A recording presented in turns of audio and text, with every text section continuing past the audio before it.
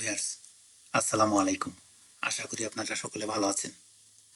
আজকে আমি এমন একটি ভিডিও নিয়ে এসেছি যেটিতে আমরা ডকুমেন্টসের কোনো টেক্সটকে প্রাধান্য দেওয়ার জন্য বুলেটেড এবং নাম্বার লিস্ট ব্যবহার করা হয়ে থাকে। এই ভিডিওতে কিভাবে বুলেটেড এবং নাম্বার সংযুক্ত করা যায়, বর্তমানে ব্যবহৃত বুলেটেড এবং নাম্বারে কিভাবে মডিফাই করা যায় এবং সিম্বলকে কিভাবে বুলেটেড বা নাম্বার হিসেবে ব্যবহার করা যায় তা আমরা জানতে পারবো এই ভিডিওটির থেকে। তো ভিউয়ার্স, আমার একটি ফাইল ওপেন করা রয়েছে।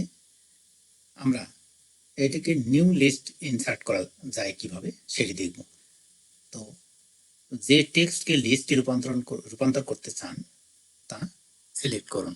প্রথমে আমরা এই লিস্টটাকে সিলেক্ট করে নিলাম, নিয়ে হোম পেজে যেতে হবে। হোম মেনু থেকে আপনি এখানে আছে বুলেট আর আছে নাম্বারস।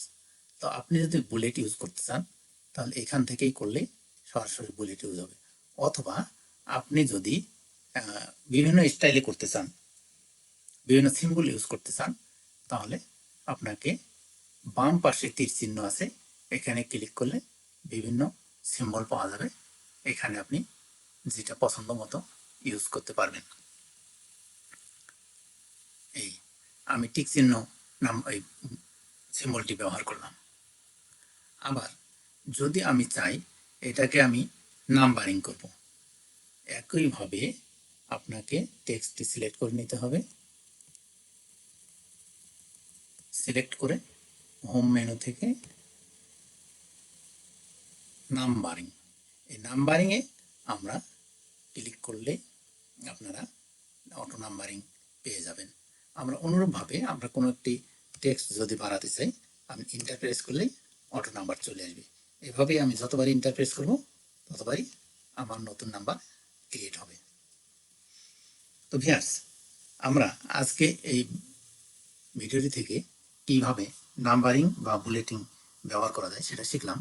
আবার আপনারা যদি চান আমি নাম্বারিংটাকে বুলেট স্টাইলে নিয়ে যাব, সেক্ষেত্রে আপনাকে আবারও টেক্সটটি সিলেক্ট করে নিতে হবে। আপনি যে মেসেজটিকে করতে যাচ্ছেন, চেঞ্জ করতে যাচ্ছেন, সেটাকে সিলেক্ট করে নিলাম, নিয়ে হোম মেনুতে গেলাম। হোম মেনুতে গিয়ে আমার নাম্বারিং ছিল, আমি এখন বুলেট স্টাইল করতে যাচ্ছি। বুলেটিংয়ে আপনি বুলেট লাইব্রেরি থেকে যে কোনো স্টাইলে ইউজ করতে পারবেন। তো এখানে আমি তীর চিহ্ন ইউজ করলাম। তো ভিউয়ার্স, এভাবেই আমরা মূলত বুলেটেড বা নাম্বারিং ব্যবহার করতে পারি।